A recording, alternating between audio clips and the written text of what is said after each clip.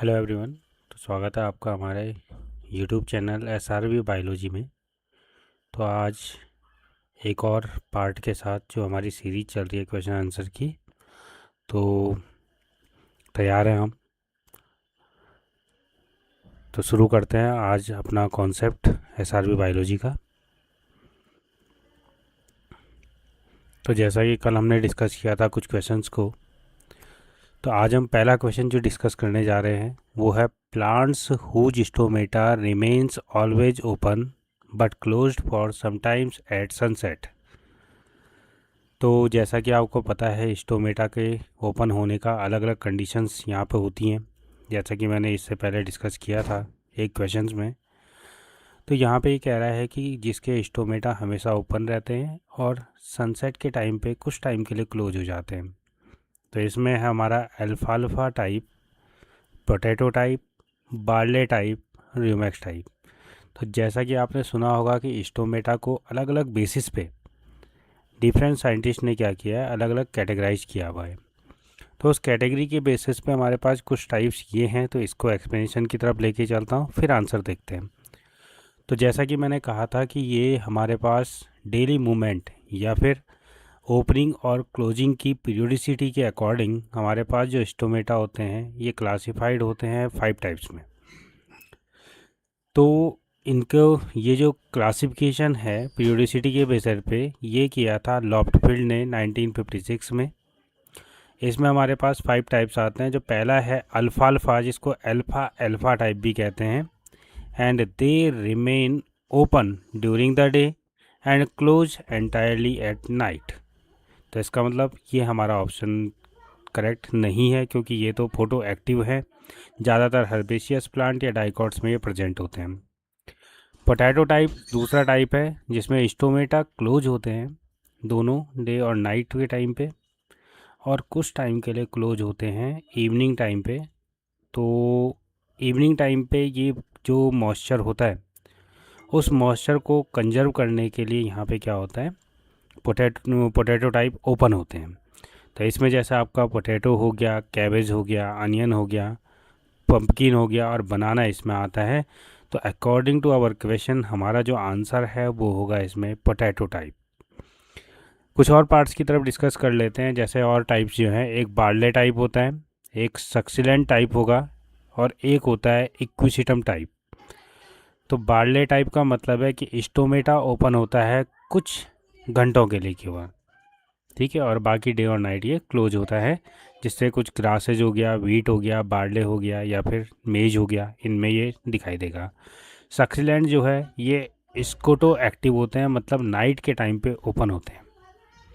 ये अपोजिट होता है ठीक हमारे अल्फाल्फा के टाइप के अपोजिट, ठीक है। तो ये दिन में क्या होता है, बंद रहते हैं, रात को ओपन होते हैं, और ये जनरली कैम प्लांट्स में होते हैं, मतलब क्रूसेलियन एसिडिक एसिड मेटाबॉलिज्म जिनमें ये साइकिल चलती है उनमें ये प्रेजेंट होते हैं, जैसे कैक्टस हो गया, अपुंसिया हो गया, ब्रायोफाइलम हो गया एंड पाइन एप्पल हो गया। इसके अलावा लास्ट टाइप इक्विसिटम जो है, इसमें स्टोमेटा ओपन रहते हैं हमेशा नाइट और डे, और कभी कभार ही इनमें क्या होता है, क्लोज होने की कंडीशन होती है। तो ये जनरली आते हैं हाइड्रोफाइट्स में। तो जितने भी हाइड्रोफाइट प्लांट हैं उनमें लगभग इक्विसिटम टाइप के क्या होते हैं, स्टोमेटा प्रेजेंट होते हैं। तो ये हमारा क्वेश्चन का आंसर इसमें है पोटैटो टाइप। चलिए अगले क्वेश्चन की तरफ बढ़ते हैं। In amphioxus the circulatory system is 1 chamber, 2 chamber, 3 chamber, absent. जैसा कि एम्फियोक्सस को आपको पता है कि ये आता है सिफेलोकॉर्डेटा सब फाइलम के अंदर। कॉर्डेट्स का जो प्रोटोकॉर्डेट वाला पोर्शन है उसमें सिफेलोकॉर्डेटा एक आता है, इसके अंदर आता है एम्फियोक्सस। तो एम्फियोक्सस में सर्कुलेटरी सिस्टम किस टाइप का यहाँ पे दिखाई देगा, या कितने चैम्बर उसमें होंगे। तो बात करते हैं एम्फियोक्सस की। तो एक तो सिफेलोकॉर्डेटा सब फाइलम के अंदर आता है, लेप्टोकार्टी ऑर्डर के अंदर ये ऑर्गेनिज्म आता है। इस सिफेलोकॉर्डेटा की एक है, इसमें हेड से लेके टेल तक क्या होता है, जो कॉर्डेट्स हैं नोटोकॉर्ड प्रेजेंट होती है। तो ये इसका मेन स्पेसिफिक कैरेक्टर है। इसके अलावा इसमें जो हमारे कुछ जो स्पेसिफिकेशन है उसमें क्लोज्ड सर्कुलेशन सिस्टम हो गया, विदाउट हार्ट हो गया एंड विदाउट रेस्पिरेटरी पिगमेंट ये होगा।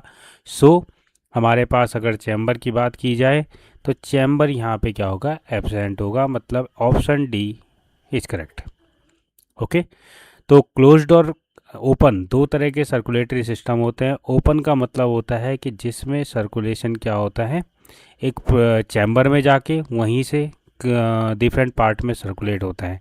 एंड क्लोज्ड का मीन हुआ there is a network of vessels, means veins हो गया, जो भी हैं जो कैरी करती हैं, वेन्स हो गया, आर्टरीज हो गया, कैपलरीज हो गया।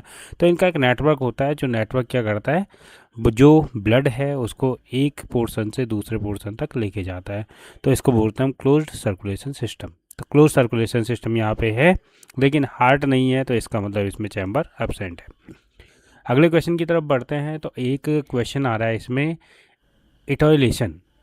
इटॉयलेशन is in plants is due to, etiolation मतलब होता है पर्णता। तो पर्णता जो पौधों में आती है, ऑप्शन है हमारे पास iron deficiency, calcium deficiency, grow in dark and viral infection. तो सिंपल सा कॉन्सेप्ट है हमारे पास ये। इटॉयलेशन जो है ये एक फिजिकल प्रोसेस है that is caused by the absence of light.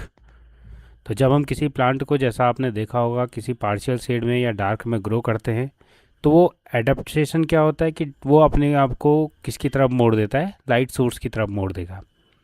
और इसकी वजह से यहाँ पे कुछ कैरेक्टर इसमें देखने को मिलते हैं, जैसे लॉन्ग और वीक स्टेम हो गया, थोड़ा सा मतलब येलो लीव्स यहाँ पे देखने को मिलती है due to the lack of chlorophyll. जब लाइट नहीं है तो क्लोरोफिल का फॉर्मेशन, ठीक है, उसकी वजह से येलो लीव। एंड जो इंटरनोड्स होते हैं, इंटरनोड्स मतलब दो लीव के बीच का जो स्पेस है, जहाँ पे लीफ ओरिजिनेट होती है उसके बीच का जो स्पेस है, वो हम क्या कहते हैं, इंटरनोड कहते हैं। तो वो लंबे हो जाते हैं इसमें, मतलब उनका स्पेस बढ़ जाएगा दो लीफ के बीच का। मैकेनिज्म क्या है, क्यों ये ऐसा होता है, जो प्रोसेस होती है, जब यहाँ पे क्या होगा, ऑक्सीन जो हार्मोन है, फाइटो हार्मोन्स के बारे में हम आगे डिस्कस करेंगे। तो फाइटो हार्मोन जो ऑक्सीन है, तो ऑक्सीन में हमारे पास क्या होगा कि ये इसको इन्फ्लुएंस करता है, क्योंकि जो सेडेड पार्ट होते हैं, जो मतलब लाइट से दूर होंगे, वो लाइट से दूर पार्ट क्या होते हैं, जल्दी एक्यूमुलेट होते हैं एंड वो सेल्स को स्ट्रेच करने में हेल्प करते हैं। ठीक है, तो ये हमारा इटॉयलेशन का कॉन्सेप्ट। तो यहाँ पे अगर हम बात करें कॉन्सेप्ट की, तो हमारा option number C, grow in dark. तो डार्क में अगर होगा तो इटॉयलेशन मतलब लीफ येलो होने लग जाएंगी, लॉन्ग इंटरनोड्स यहाँ पे देखने को मिलेंगे एंड वीक स्टेम देखने को मिलेगा। ओके, अगले कॉन्सेप्ट की तरफ बढ़ते हैं। अगला क्वेश्चन है हमारे पास, which among of the following is an inhibitor of seed germination. तो ऑप्शंस है 6 benzyl aminopurine, kinetin purine, gibberellic acid मतलब 3, और कोमेरिन। तो ये हमारे पास इनहिबिटर के फॉर्म हैं। तो इनमें देखो, एक जिब्रेलिक एसिड की हमने पहले भी डिस्कस किया था कि जिब्रेलिक एसिड तो प्रमोटर होता है, तो पहला एक पोर्शन तो आपका ये गलत हो गया। साथ ही साथ काइनेटिन प्यूरिन जो है, काइनेटिन एक तरह का, मतलब ये कह सकते हो, चलो कॉन्सेप्ट की तरफ ही बढ़ते हैं। तो यहाँ पे हमारे पास है सीड जर्मिनेशन के लिए वेल नोन इनहिबिटर होता है एब्सिसिक एसिड। जैसा हमने बात की थी कि इनहिबिशन का काम एब्सिसिक एसिड करता है। कुछ केमिकल और भी आते हैं जो इस काम को करते हैं, जैसे फेनोलिक एसिड हो गया, जो कि प्लांट कुछ ऑर्गेनिक एसिड प्रोड्यूस करता है जो सीड डॉर्मेंसी को प्रोड्यूस करते हैं। कॉमेरिन्स हमारे पास एक ऑप्शन था वहाँ, ऑप्शन नंबर डी कॉमेरिन, इसका मतलब इसका आंसर कॉमेरिन है। तो कॉमेरिन जो होता है ये पॉलीफेनोलिक कंपाउंड होता है, जो क्या करता है, वाटर अपटेक को प्रिवेंट करता है। और जब वाटर अपटेक नहीं होगा तो दैट मीन्स सीड जर्मिनेशन नहीं हो पाएगा।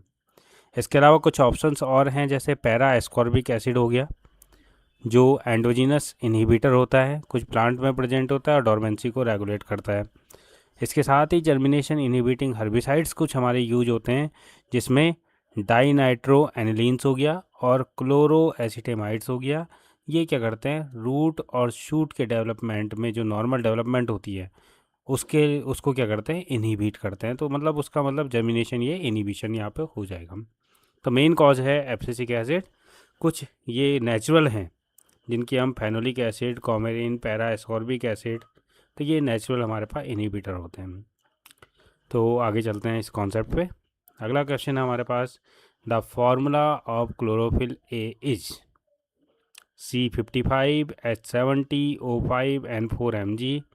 ज़्यादा चेंजेज है नहीं, carbon, hydrogen, oxygen, nitrogen, magnesium.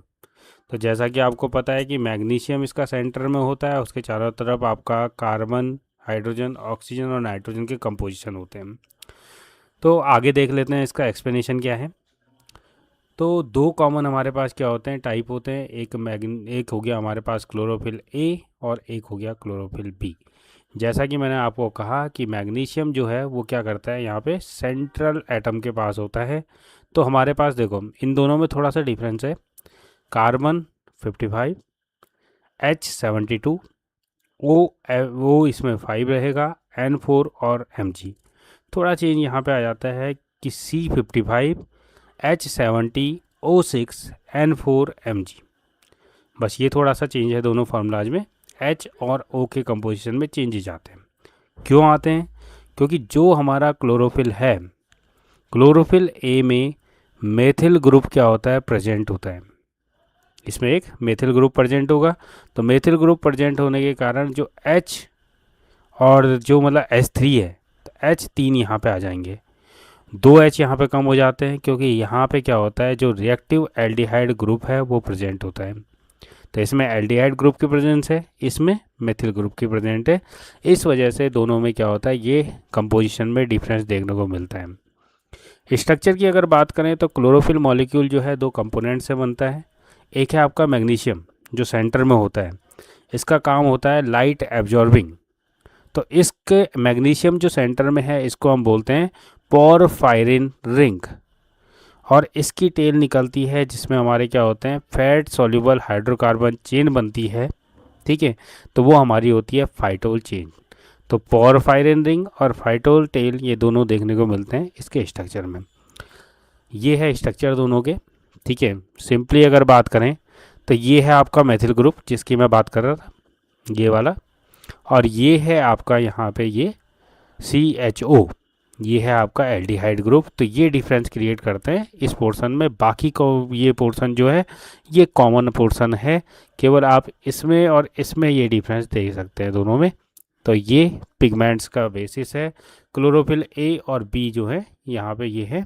तो आपका जो ऑप्शन नंबर अगर देखा जाए तो हमारे पास C55, H72, O6, N4 Mg is the correct answer of chlorophyll A formula. और इसी के अपोजिट अगर आप देखें तो ऑप्शन नंबर ए ये है आपका क्लोरोफिल बी का फार्मूला। Okay, now next question, in CAM plant जिसकी हम बात कर ही रहे थे, क्रूसेलियन एसिड मेटाबॉलिज्म जो प्लांट है इनमें एक साइकिल चलती है, जिस साइकिल में क्या होता है, stomata are open during night, जैसा कि मैंने कहा था। और क्यों होते हैं ये कारण बताना है आपको। तो किसके डिपोजिशन के कारण होते हैं, oxalo acetic acid, monosaccharide, malic acid and phospho enolic pyruvic acid. So directly हमारे पास जो ये कॉन्सेप्ट है, इस कॉन्सेप्ट में होता ये है कि जब ओपनिंग होती है स्टोमेटा की नाइट में, तो मतलब वो डे टाइम का जो जितना भी मतलब वो एनवायरनमेंट होता है जो क्या होता है उसके एडेप्टेबल नहीं होता। तो वो उसको अवॉइड करने के लिए क्या करते हैं, नाइट टाइम में ओपनिंग करते हैं। इस टाइम पे ये क्या करेंगे, कार्बन डाइऑक्साइड को एब्जॉर्ब करते हैं और 4 कार्बन ऑर्गेनिक कंपाउंड, जैसा कि आपने क्रैब्स साइकिल में भी ये पढ़ा है कि 4 कार्बन ऑर्गेनिक कंपाउंड वहाँ पे फॉर्म होता है। और यहाँ पे जो डिपोजिशन है वो होता है मैलिक एसिड का। मैलिक एसिड स्टोर हो जाता है सेल वैक्यूल्स में, ठीक है, जब तक डे टाइम तक। और डे के टाइम पे ये क्या करता है, stomata remain close to conserve water. ठीक है, देन उसके बाद जो स्टोर्ड मैलिक एसिड है वो ब्रेक डाउन होगा, ब्रेक डाउन होकर कार्बन डाइऑक्साइड रिलीज करेगा। एंड देन उसमें भी क्या चलती है, कैल्विन साइकिल फोटोसिंथेसिस की चलती है, जिसको हम आगे के कुछ क्वेश्चंस में डिस्कस करेंगे। So thank you for watching SRB biology concepts. मिलते हैं कल कुछ और इंटरेस्टिंग क्वेश्चंस के साथ। Thank you so much. Bye bye, take care.